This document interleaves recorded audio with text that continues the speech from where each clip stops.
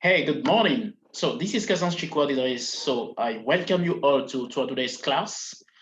Today we are going to change a little bit the tune and let's talk about sales and customer relationships. So we've talked about leadership for some while. We've talked about communication. We've talked about English language. We've talked about Excel. So today we are going to talk about sales and customer relationships. So it's such a big topic because you might be a vendor or you might be a buyer. For some, you might be a customer. You might be a client. So today I'm going to teach you more about the techniques that have been used in order to know the different steps, that procedures, a buying process or a selling process. So I want you and I to discover together what we are going to talk about today so that we learn more about what it's all about, sales and customer relationships. And the main purpose of this is that I want you to improve your working place, your businesses, and the way you are doing it. If you are doing it as a routine, I wanted to do it now as a professional. So this is why you have to hang on and to stay online in order to have more videos and more updates on our various channels and social media platforms. So welcome once again. So today we're gonna talk about a nice topic, and we'll talk about the 7 critical steps of the buying process.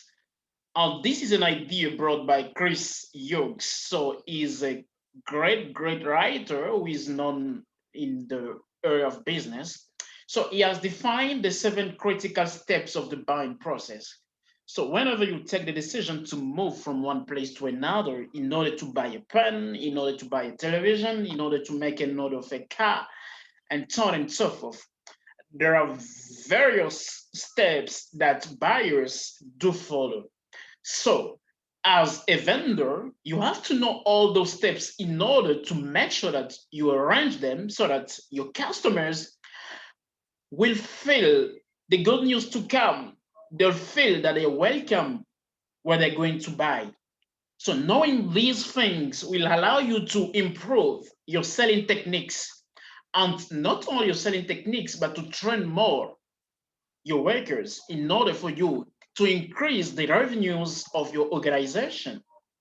So, what are those 7 critical steps for the buying process? It says number one is recognition. So these steps allows you to have more influence than normal. And this lays a great foundation for you in your future long-term relationship with this customer. That is number one. So whenever someone comes to you to buy something, you have to know that the person have made a little bit of research, which would be the next step. And whenever the person comes, it means that normally isn't the first time. Maybe even if it's the first time, but you have to know that that person could have been influenced by other people who are used to buy at a working place, in your shop. On the second step is researching. Your prospect starts to see what else is available and who else is offering it.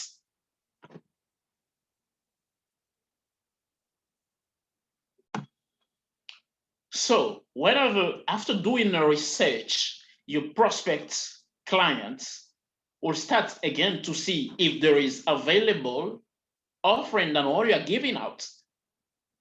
And thereafter, they have to refine and reflect. So your client or your prospect clients begins to get rid of those products and finding out if they are in the top or not. And then they'll start looking to see who got the ideal product for the prospect. Is it you? Sometimes they might ask that question. So they have to search around and find out, isn't there someone else who can give better than what is giving us today?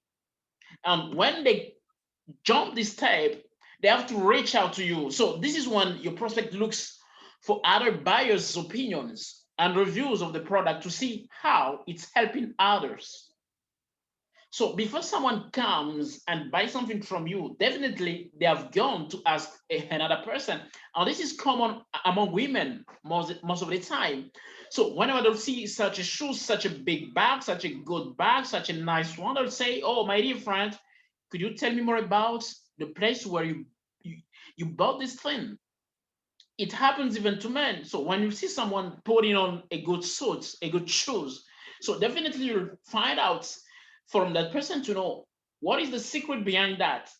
And this step is called reach out. And when they jump that step, they go on what we call resolution. So this is the point where the purchase decision has been made or has to be made. So when the person have passed all these steps, recognition, researching, refining, and reflecting, and reaching out to people, then they might make the decision to buy. And this, so whenever they have made a resolution, now it's time for them to own it. So you need to have a strong thank. So when you are seeing the person buying, let it be even if it is for the first time, the second time, make sure that you thank them. Tell them that you love them. Tell them that you want them to come back again. So tell them that you are good when you see them. And tell them that being part of your work or your business is making you to improve and to save other lives. So tell them that. And thereafter, you can move with them to the reconsideration of purchase. So they might ask another question: did I make the right choice after they have bought what you've proposed them? I wanted to say is often a question that people ask after making a purchase. So you have to make that follow up in order to allow them really to believe that what you gave them was the right thing to do. So remember this: the 7 critical steps of the buying process proposed by Chris Hughes are recognition, researching, refining and reflecting, reaching out, resolution, purchase, the purchasing of course, and reconsideration of purchase. So thanks for watching and hope you enjoy these videos, and don't forget to be online and to seek for other videos. Goodbye to you.